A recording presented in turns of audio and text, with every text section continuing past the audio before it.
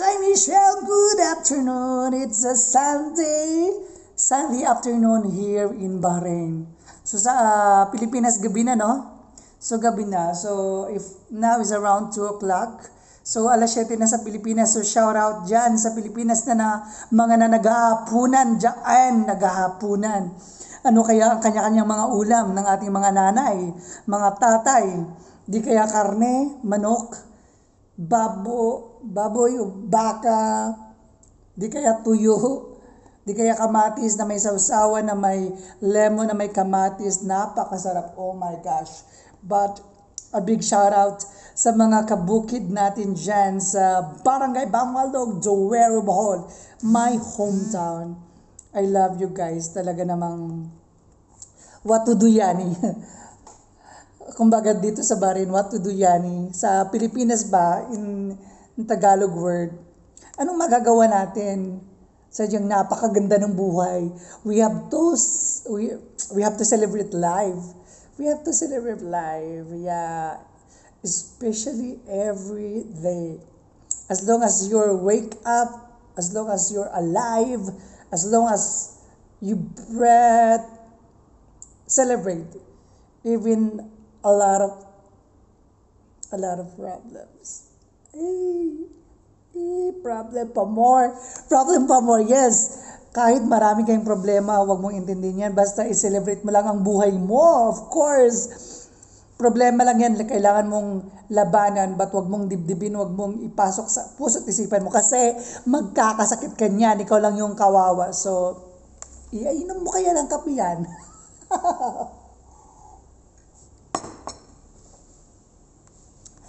Diba? Problema lang yan eh. Talo ang problema kasi ikaw yung nagdadala ng problema.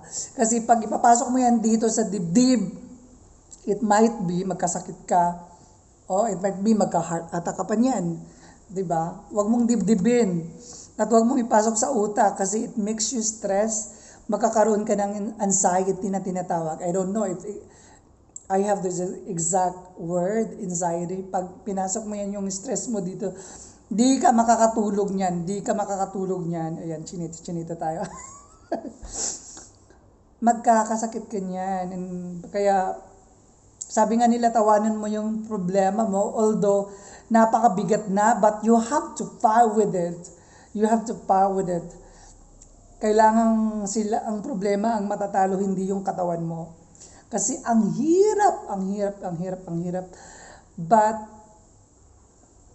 try to imagine, ikaw yung gumagawa ng problema. So, ikaw din yung gagawa ng paraan paano lusutan ang problema. Don't make stress yourself kasi mas lalong problema yon. Yung iba kasi pag hindi nakayanan ng problema, maraming ginagawa. Yung iba nga, nagko-commit ng something bad, which is hindi katanggap-tanggap. So, dapat positive vibes lang talaga. Andyan lang yan eh. You have to pray, magdasal, tiwala sa Diyos, tiwala sa sarili, na kaya mong lagpasan gaano man kabigat or nag-overflowing yung ganun-ganun na yung problema mo. Of course, tao lang tayo, nagkakaproblema, nagkakautang, nai-stress. Ikapinga muna natin ulit.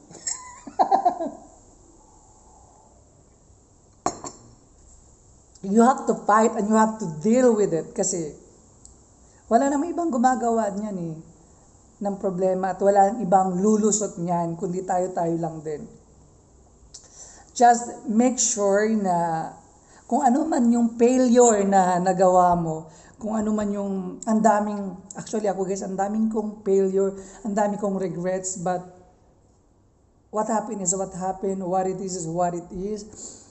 I accept those fact and advice of my colleagues, my friends, who were always there instilling me about this fact na ikaka-stress ko, ikaka-fail ko, but I'm so proud of them and I'm so lucky to have them. But minsan kasi tigas ng ulo natin, Minsan kasi, oo lang tayo ng oo, pero di natin ginagawa. And the rest happens, right?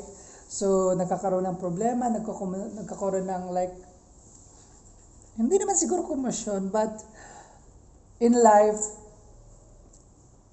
you will regret talaga. So, I have a lot of regret. I have a lot of pagkakamali sa buhay, but it is part of the challenges to make you strong and to make you realize those things are meant to be,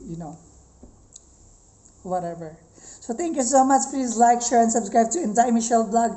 Please like, share, and subscribe to my YouTube channel. It's Inday Michelle. Love, much.